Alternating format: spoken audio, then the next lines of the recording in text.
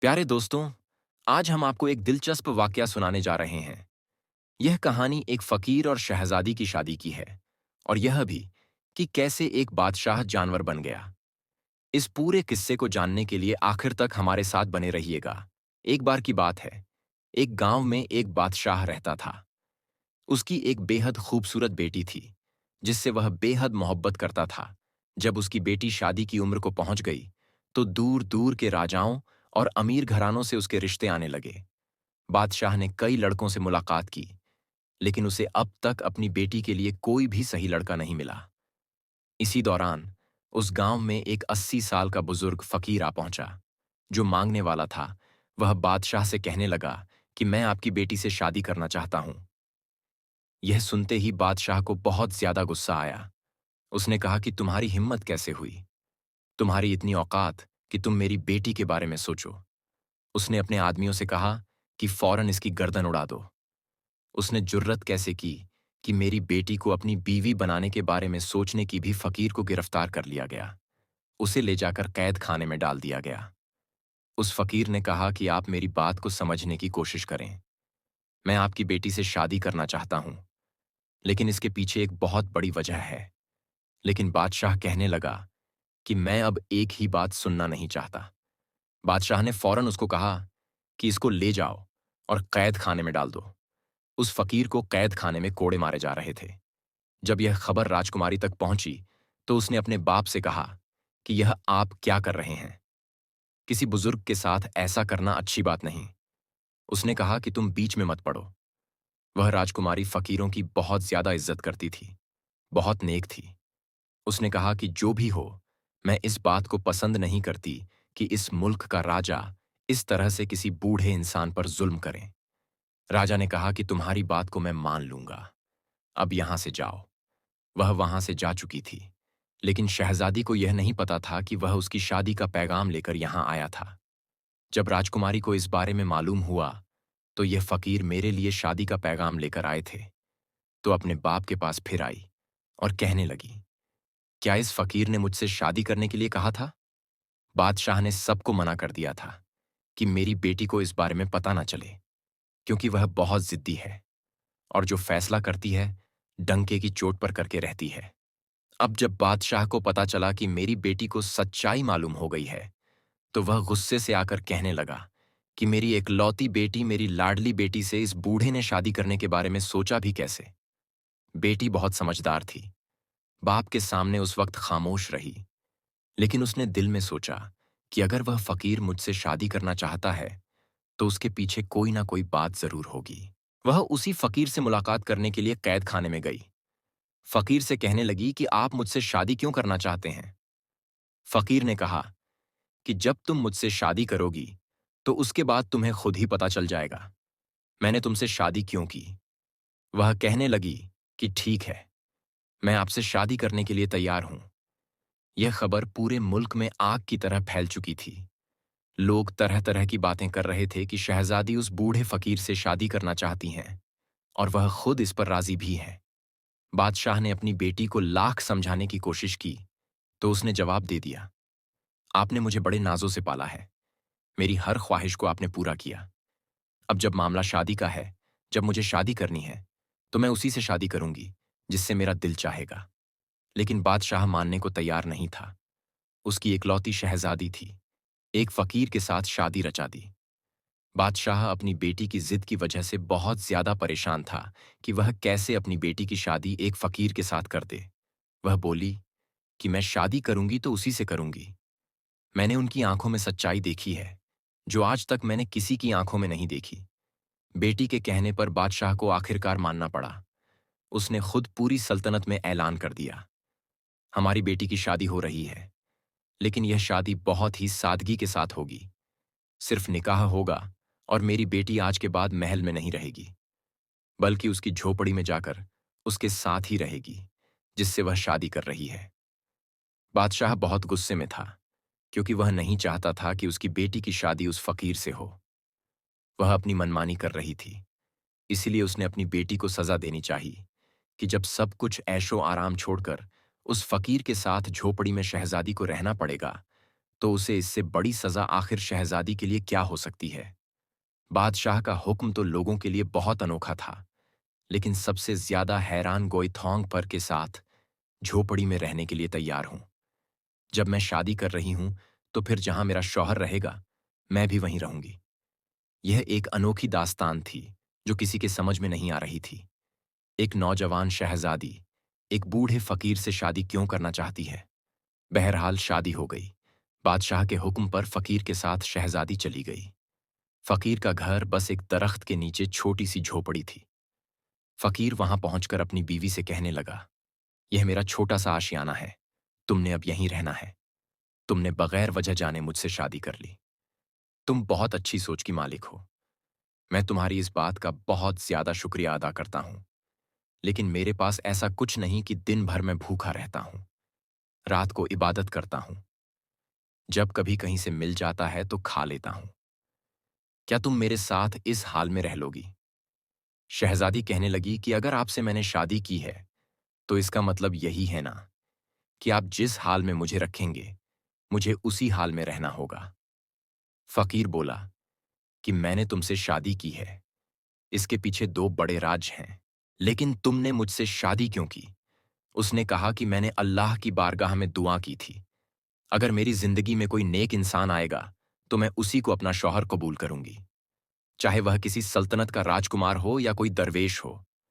उस दिन आप हमारे लिए यहां आए। मैं अपनी दुआ को अपनी आंखों से कबूल होता देख रही थी, और मैं आपसे शादी के लिए राजी हो गई। इसीलिए मेरे अब्बा जान भी आज मुझसे नाराज हैं, पर मैंने अल्लाह ताला को हाजिर और नाजिर जानकर इस रिश्ते को कबूल किया। फिर जो भी हो जाएगा, आपके साथ रहना पसंद करूंगी। वह इतनी सब्र करने वाली थी कि वह फकीर ऐसी बीवी को पाकर बहुत ज्यादा खुश था, और दोनों दिन भर के भूखे रहते, रात भर अल्लाह की इबादत करते। फकीर किसी मकसद के बगैर कोई काम नहीं करते। शहजादी अच्छी तरह इस बात को समझ चुकी थी। वह शाही महल छोड़कर आई थी, शाही गुजर बसर छोड़कर फकीरी की जिंदगी अपनाकर अल्लाह का शुक्र अदा कर रही थी। वह फकीर अपनी बीवी को इस हाल में देखकर अल्लाह ताला का बहुत ज्यादा शुक्रिया अदा करता, उसके लिए हमेशा दुआ करते रहता। एक दिन वह फकीर किसी काम के लिए जंगल से बाहर गए। वहां पर शहजादी से मुलाकात करने के लिए एक अनजान आदमी आ गया। वह दरअसल उसके बाप की तरफ से भेजा गया एक नौकर था। उसने कहा कि आपके अब्बा जान आपको बहुत ज्यादा याद करते हैं, और कहते हैं कि हमारी शहजादी खुश है कि नहीं, उस फकीर के साथ किस हाल में है। यह सुनकर उस शहजादी का दिल भर आया, और फिर उस नौकर ने कहा, हमारी बेटी से कह देना कि अगर वह वापस महल आना चाहती है, तो हम उसको महल वापस बुलवा लेते हैं, और यह रिश्ता भी खत्म करवा देंगे। शहजादी ने कहा, लगता है मेरे बाप ने मुझे पहचाना नहीं। मैं उनके साथ बहुत ज्यादा खुश हूं, और अल्लाह ताला की रजा पर मैं बहुत राजी हूं। वह मेरे शौहर है, और मैं उनसे बहुत ज्यादा खुश हूं। उस नौकर ने कहा कि आपके बाप ने आपके लिए एक बहुत बड़ा मोती भिजवाया है। वह नौकर जिद करके मोती को वहां पर रखकर चला गया। वह फकीर जब अपने काम से वापस आए, उन्होंने मोती को सामने देखकर कहा, यह तुम्हें किसने दिया? उसने सारी कहानी सुना दी। वह बोले, अगर आप मेरे साथ खुश नहीं हैं, अगर आप अपने वालिद के पास जाना चाहती हैं तो जा सकती है। मैं आपसे कोई शिकायत नहीं करूंगा। मैं आपसे राजी हूं, बल्कि मैं यही चाहूंगा कि आप खुश रहे। उस पर शहजादी कहने लगी, मैं बहुत ज्यादा खुश हूं, और मुझे किसी चीज की कोई कमी नहीं है। सब कुछ मुझे आपकी सूरत में मिल गया है। आप क्या चाहते हैं, यह मुझे नहीं पता। बस मैं अल्लाह की रजा के लिए यहां पर आपके साथ खुश हूं। और जहां तक बात है इस मोती की, तो इस मोती को मैं रखना नहीं चाहती। यह तो वह नौकर मेरे पास जबरदस्ती रखकर चला गया था। वह फकीर बोले कि आपको इससे कोई लगाव नहीं, आपके वालिद ने आपके लिए भेजा है। वह कहने लगी कि मुझे हर उस चीज से लगाव है जो अल्लाह की तरफ से मुझे मिली है, वरना मुझे जो कुछ मिला है, मुझे कुछ नहीं चाहिए। बस यह कहने की देर थी कि वह मोती वहां से गायब हो गया। यह देखकर वह फकीर मुस्कुराए। आपने अपनी बीवी को यह बात नहीं बताई थी कि यह सब क्या हुआ है। आपने कहा कि तुम एक नेक और पारसा औरत हो। यह मोती जहां से आया था, उसी जगह वापस चला गया। एक सादा औरत अपने शौहर के साथ प्यार से रहती। उम्र का इतना फर्क था, तब भी उसको सकून था, जिसने हमेशा शाही जिंदगी देखी। सिर्फ 2 खजूरों पर आज गुजारा कर रही थी। यह बहुत ही बड़ी बात थी। कभी कभी तो खजूर भी खाने को नहीं मिलती थी। एक रात वह फकीर इबादत कर रहे थे कि उनको किसी के आने की आहट सुनाई दी गई। फकीर ने देखा तो एक आदमी अपने सर पर बड़ा सा थाल लेकर चला आ रहा है। उसने कहा कि बादशाह सलामत ने अपनी बेटी के लिए यह रात का खाना भिजवाया है और कहा है कि मेरी बेटी से कहो, सिर्फ पानी पिएगोन के काबिल भी नहीं है। उसका बाप अभी जिंदा है, उसे सब कुछ दे सकता है। यह सुनकर शहजादी कहने लगी, मेरी कोई ख्वाहिश नहीं है, मेरी कोई हाजत नहीं है, मैं सिर्फ अपने अल्लाह से मांगती हूं। जाओ, यह खाना लेकर वापस चले जाओ। जिसने यह खाना भिजवाया है उसी को जाकर दे दो। मुझे जो अल्लाह खिलाएगा मैं वहीं खाऊंगी। और यही मैंने अल्लाह की बार में दुआ की। लेकिन नौकर मजबूर होकर थाल लेकर खड़ा रहा। शहजादी को गुस्सा आ गया। उसने कहा कि मैं यह खाना नहीं खाऊंगी, मैं अल्लाह पाक की नेमतों की नाशक नहीं हूं। शहजादी की इस बात को सुनकर फकीर की आंखों में आंसू आ गए। उन्होंने अल्लाह ताला की बारगाह में दुआ की कि या अल्लाह, यह तुझसे मांगती है, मेरी वजह से सब शुक्र से जिंदगी गुजार रही है, कभी उफ तक नहीं कहा, लेकिन आज तू मेरी बीवी के लिए आसमान से एक ऐसा फल उतार दे जो कभी किसी ने ना देखा हो। फकीर की दुआ सुन ली गई। आसमान से चांदी के थाल उतरते हुए नजर आ रहे थे, जिसमें खाने रखे हुए थे। बादशाह का नौकर इस मंजर को देखकर अपने होश खो बैठा। अपने खाने की थाल को लेकर वह वापस महल की तरफ चला गया। अब यहां पर उस फकीर ने कहा कि तुम हमेशा कहती हो ना, अल्लाह ताला तुम्हें खिलाएगा तभी तुम खाओगी। यह तुम्हारे लिए खाना आसमान से आ चुका है, अल्लाह ताला की तरफ से है। अब शहजादी ने अपने शौहर के साथ मिलकर वह खाना खाया। शादी से लेकर अब तक आज पहली बार उसने पेट भरकर खाना खाया था। इस पर उसने अल्लाह का शुक्र अदा किया। वह नौकर जब महल वापस पहुंचा तो उसने बादशाह से कहा, अब आप अपनी बेटी की जरा भी फिक्र न करें। उसके लिए तो आसमान से चांदी के बर्तन उतारे जा रहे हैं। वह बहुत अच्छी जिंदगी गुजार रही है। वह कोई फकीर नहीं बल्कि लगता है किसी सल्तनत का राजकुमार है। बादशाह ने कहा कि ऐसे कैसे हो सकता है? अगर ऐसा होता भला वह झोपड़ी में क्यों रहता? मेरी बेटी मेरे खिलाफ आखिर कैसे जा सकती थी? अपने मुलाजिम की बातों को सुनकर बादशाह के कान खड़े हो गए, लेकिन उसके सामने उसने कुछ भी ना कहा। उसने कहा, मैं भी तो जरा जाकर देखूं, मेरी बेटी के लिए आखिर खाना कहां से आता है। एक दिन वह चुपके से भेष बदलकर फकीर की झोपड़ी के पास पहुंच गया। उधर फकीर ने फिर अल्लाह की बारगाह में दुआ की। बादशाह ने खुद अपनी आंखों से देखा कि आसमान से थाल उतरता हुआ आ रहा था और उसमें ऐसा खाना था जो आज तक किसी ने नहीं खाया ही। बादशाह के शाही महल में कभी ऐसा खाना बना था। यह सब देखकर उसका खून खोलने लगा। वह अपने महल में वापस आ गया और दाएं बाएं टहलने लगा। उसने कहा कि मुझे लगता है कि यह फकीर कोई बहुत बड़ा जादूगर है, तभी तो खाना इस तरह ऊपर से मंगवा रहा है। उसने अपने खास आदमी से कहा कि इस जादूगर का खात्मा करना पड़ेगा। उस जादूगर ने तो हमारी बेटी को हमसे दूर कर दिया है। उस मुलाजिम ने कहा कि जी हां, एक ऐसा जादूगर को मैं जानता हूं जो उससे लड़ सकता है। वह बहुत पहुंचा हुआ जादूगर है। उसकी जादू के आगे किसी का जादू काम नहीं करता, सब नाकाम हो जाते हैं। उसके सामने वह दरवेश क्या है, 80 साल का बूढ़ा जिसके पैर खुद कब्र में लटके हुए हैं। बादशाह ने कहा, ठीक है, उस जादूगर को फौरन मेरे पास बुलाकर लाओ। जब वह जादूगर आया तो उसे बातें बताई गईं और कहा गया कि वह अल्लाह वाले फकीर इस तरह मेरी बेटी को अपने साथ ले गए और जादू के तौर पर उसको रोजाना खाना खिला रहे हैं। शहजादी को जब इतने अच्छे अच्छे खाने खाने को मिलेंगे, शहजादी तो उसी के गुण गाएगी। बस मुझे अपनी बेटी किसी हाल में वापस चाहिए। उस जादूगर ने अपना अमल शुरू किया। कुछ दिन अमल करने के बाद उसको पता चल गया कि वह कोई जादूगर नहीं बल्कि एक अल्लाह का नेक बंदा है। उसका मुकाबला करना इतना आसान नहीं। जादूगर सीधा बादशाह के पास आया और कहने लगा, मैं उनसे मुकाबला नहीं कर सकता, क्योंकि अगर मैं उसके सामने खड़ा होता हूं तो मुझे बहुत बड़ा नुकसान हो जाएगा। बादशाह कहने लगा कि ऐसा कौन सा नुकसान हो जाएगा? वह कहने लगा कि बस कोई भी जादू मैं उसके साथ नहीं करना चाहता। बादशाह बहुत ज्यादा गुस्से से बोल रहा था, क्योंकि अब तक वह बर्दाश्त कर रहा था। आज तक उसने अपनी बेटी की हर जिद को पूरा किया था। अब जब उसने देखा कि यह जादूगर अमल करने को तैयार नहीं, उसने जादूगर से कहा कि अगर तुम खुद अमल नहीं कर सकते मेरी बेटी को वापस लाने के लिए, तो अपनी बेटी को वापस लाने के लिए मैं खुद ही अमल कर लेता हूं। मुझे यह अमल सिखा सकते हो?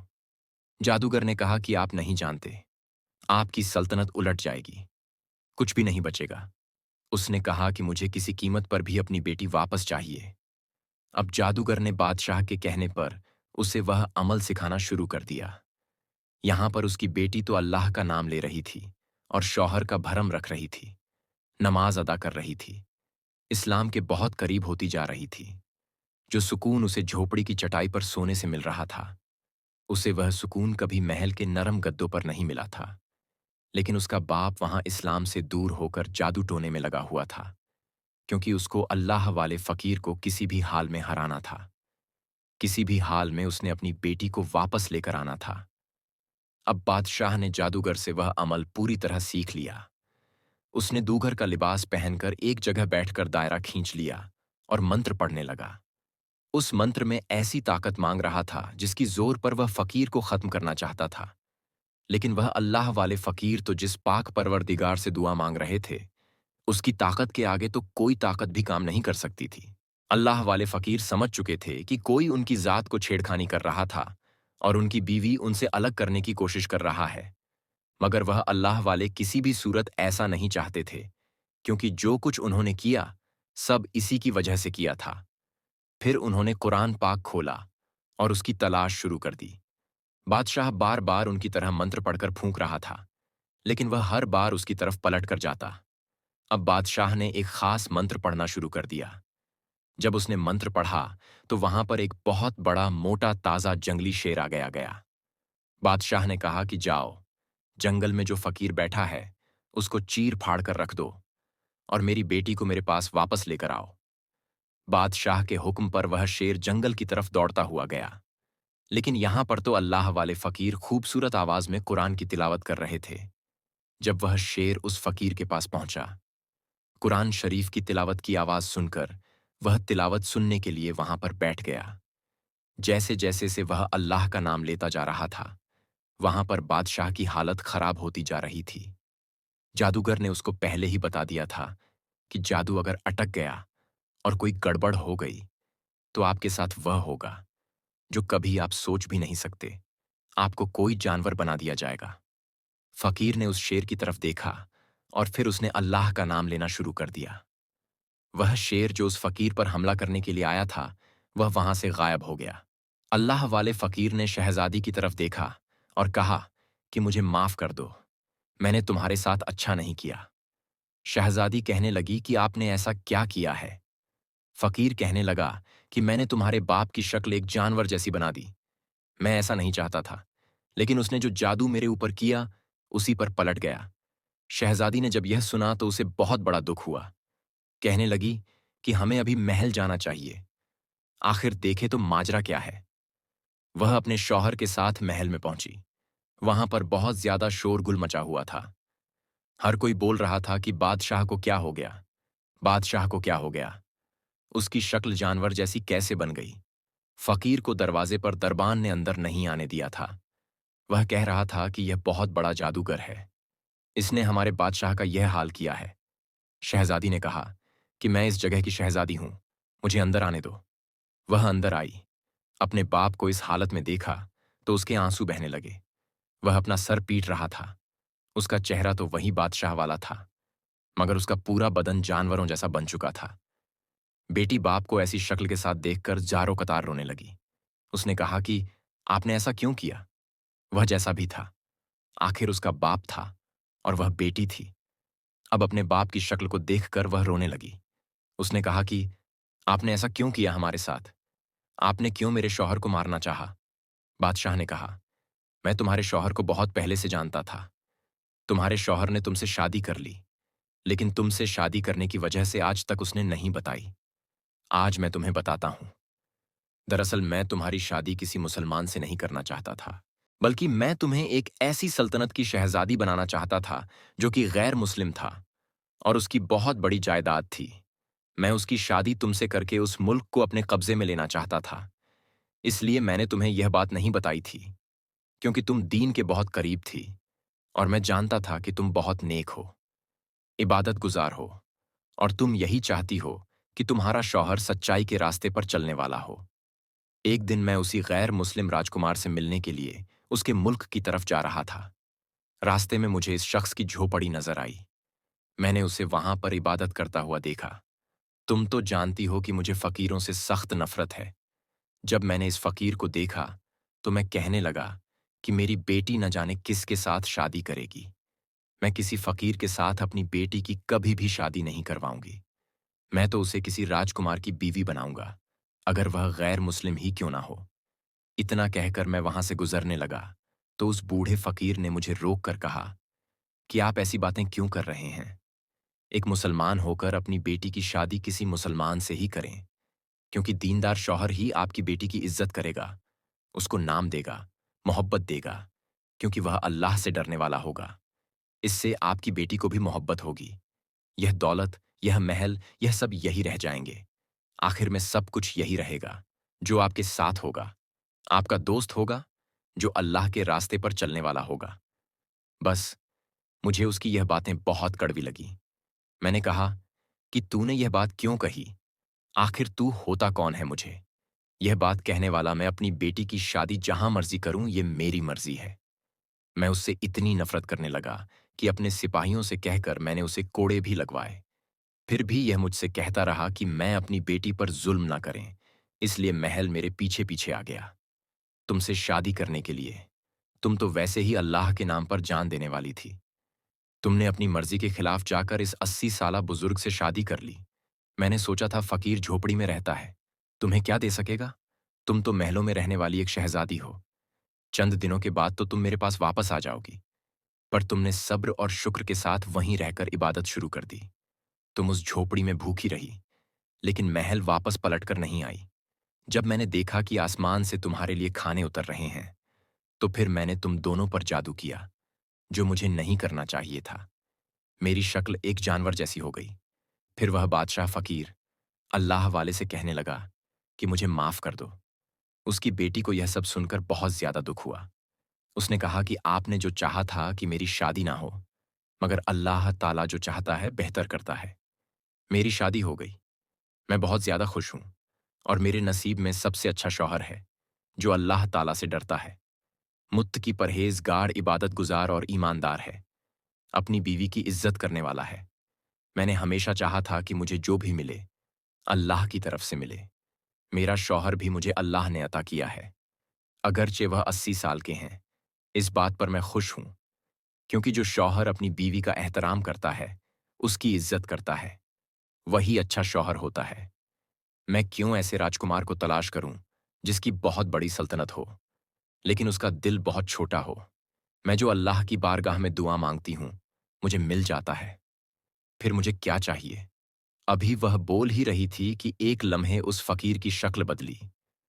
वह नौजवान बहुत ही ज्यादा खूबसूरत था। उसने जब अपने शौहर को गौर से देखा तो कहने लगी कि सुभान अल्लाह, आप कौन हैं? उस अल्लाह वाले ने कहा कि मैं तुम्हारा शौहर हूं। शहजादी को तो अपनी आंखों पर यकीन नहीं आ रहा था। बादशाह भी यह सब देखकर हैरान था, जो अपनी हालत पर रो रहा था और अफसोस कर रहा था। उसने कहा कि मैंने 80 साल के बूढ़े को इतना दुत्का कि मेरी शक्ल एक जानवर जैसी बन गई, लेकिन यह अल्लाह वाले फिर से जवान हो गए। फकीर ने अपनी आवाज में कहा, हाँ, मैं तुम्हारा शौहर हूं। तुमने सब्र और शुक्र के साथ जिंदगी को गुजारा। मैंने ने तुम्हें जो खिलाया तुमने वह खाया, कभी उफ तक नहीं कहा। अल्लाह पाक भी तुमसे खुश होकर अल्लाह पाक ने तुम्हें यह शौहर अता किया है, जिसका तुम हक रखती थी। फिर वह अपनी बीवी को साथ लेकर जंगल के रास्ते से गुजरने लगे। तो उसने कहा कि हमें इस झोपड़ी में नहीं जाना। उन्होंने कहा कि मैं तुम्हें वहां ले जा रहा हूं, जहां की तुम मल्लिका बनोगी। ये झोपड़ी, ये जंगल, ये खाली पेड़, ये सब तुम्हारा इम्तिहान था। तुम इस इम्तिहान में कामयाब हो गई। मैंने तुमसे कहा था ना, जब तुम्हें वजह का पता चलेगा तो तुम अल्लाह का शुक्र अदा करोगे। सुभान अल्लाह। तो दोस्तों, देखा आपने एक शहजादी जो कि एक गरीब की झोपड़ी में उसकी बीवी बनकर रह रही थी और अल्लाह से हर चीज मांगती थी। उसने जो भी मांगा सिर्फ अल्लाह ताला से मांगा। जो लोग अल्लाह की जात पर भरोसा रखते हैं, अल्लाह ताला उन्हें उस जगह से नवाजता है जहां उनका गुमान भी नहीं होता।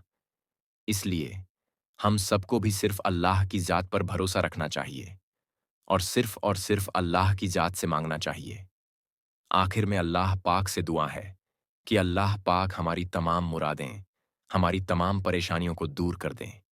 अल्लाह पाक से दुआ है कि अल्लाह पाक हमारी तमाम मुश्किलों को दूर करें और अल्लाह ताला हमारी हर जायज़ ख्वाहिश को पूरा करें। आमीन।